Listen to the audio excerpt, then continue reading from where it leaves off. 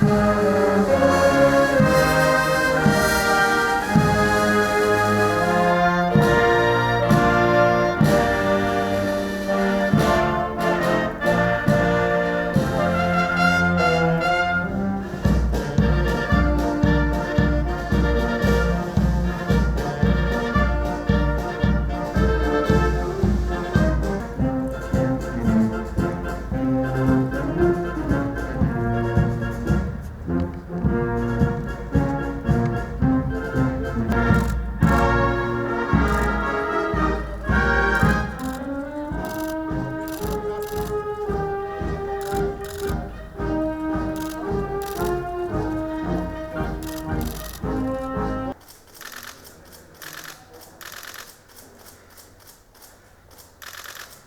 not so good.